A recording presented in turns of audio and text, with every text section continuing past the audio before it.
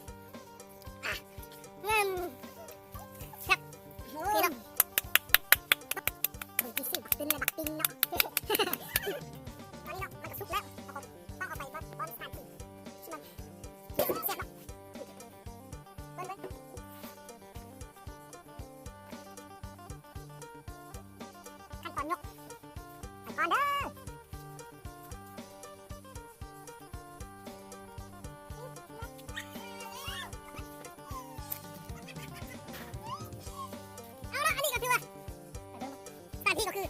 กลางน้ำไปมาแล้วเด้อท่านผู้ชมไปผลิตกันผลิตกันนี่บ่ได้การที่ผมบอกว่าหมด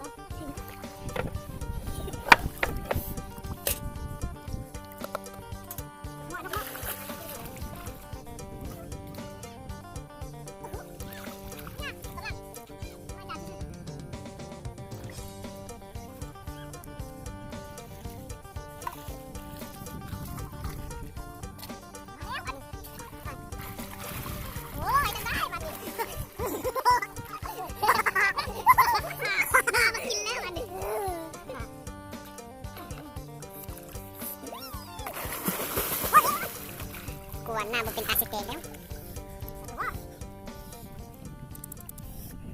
อันนี้ผมมากินข้าวปลากินข้าวน้ำกินข้าวน้ำเนาะอันนี้ผมไม่กินข้าวปลากินข้าวน้ำอันนี้เนาะกินข้าวน้ำกินข้าวกับน้ำ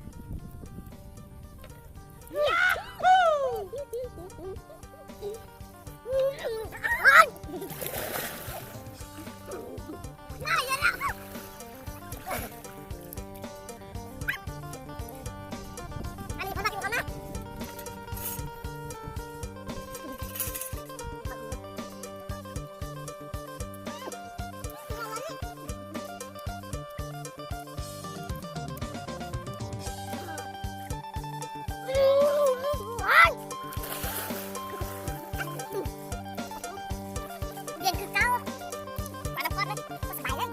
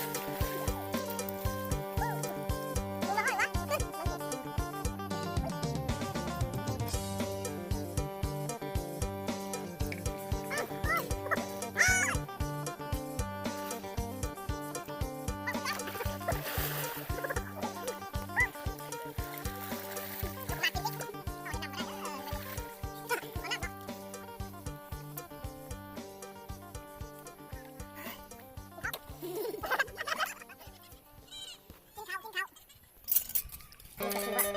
บักกบมันสิได้ดีน้ำพุอะไรก็คือน้ำพุ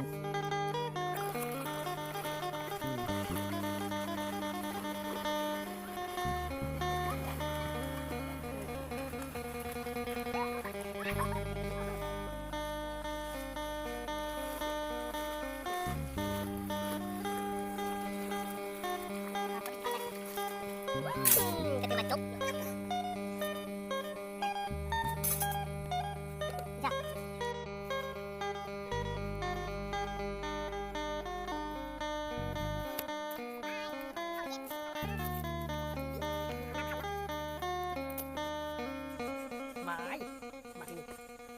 ที่เฮ็ดคิดเก่งยังวะ บอลอุดกุด เก่งบอลอุดกุ้นแล้วก็ไปกินข้าวน้ำก็ถือว่าจบไปแล้วเนาะแตงไปกินกระแซ่บผักอีนี่ไปกินปัดทูอันนู้นแกงนี่ฮ้อนปานอีหยังเห็นปะปานอีหยัง ปานดอกตะบินเลยเป็นว่าแกงแล้วเอาไปใส่กินในน้ำเอากินแล้วมันตำน้ำคือว่าแซ่บคักอีหลีเป็นน้ำก้อนออฟเนาะถ้าบ่เสื้อไปลองมาเด้อจบสำนี้แหละฝากติดตามกดไลค์กดแชร์ให้ทางบักบึก